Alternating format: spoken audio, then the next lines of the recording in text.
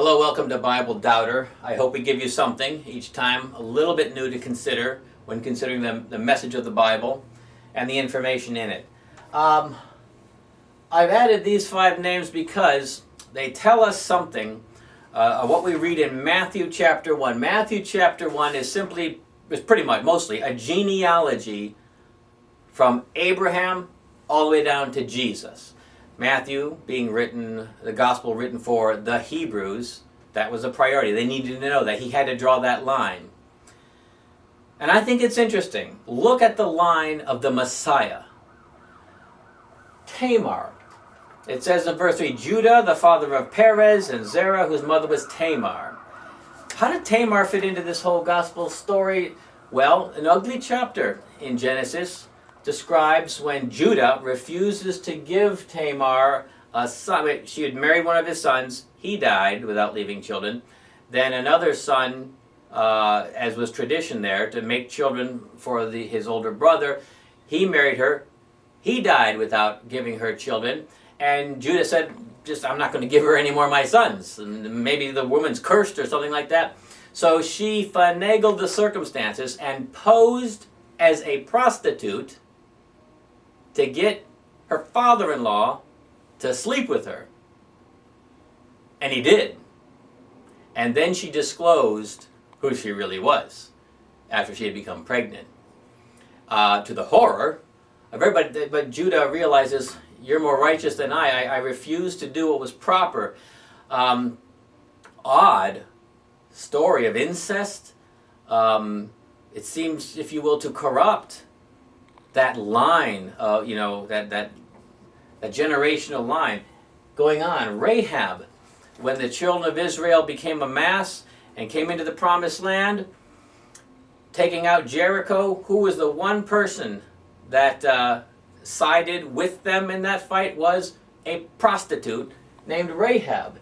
She not only was spared, she became incorporated into the nation of Israel, and even became a mother in the line of who would be the Christ.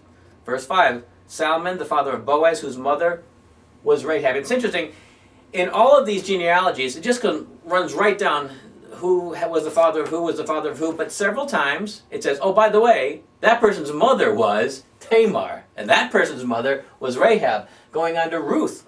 She was a foreigner. She was a Moabite, a neighbor, but a foreigner, who came in to the Ruth. Those 4 chapters are an amazing story in and of themselves, but she was a Moabite. She was not an Israelite at all. Solomon, why am I putting him there? Because it mentions here, David was the father of Solomon, and a little comment about the mother, whose mother had been Uriah's wife.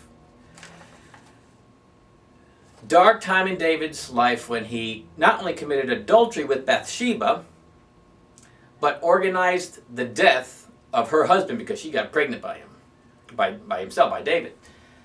And it was horrible. A prophet confronts David on his grievous sin, murder, adultery. And what good can come of that? Well, David had many wives, several wives. But the wife that gave birth to Solomon was Bathsheba. God redeems. He takes horrible situations, and if they're committed to the grace of God, if we respond to them properly, man, he will turn it around. Manasseh, I add him because he was the darkest, most evil king that Israel ever had.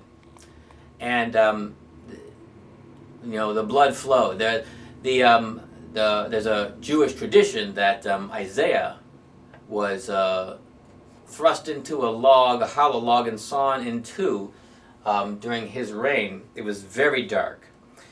Yet, with all this in the line of the Christ, it says something to me about God, the theology of the God of the Bible. Again, people like to pick at these things and ridicule them.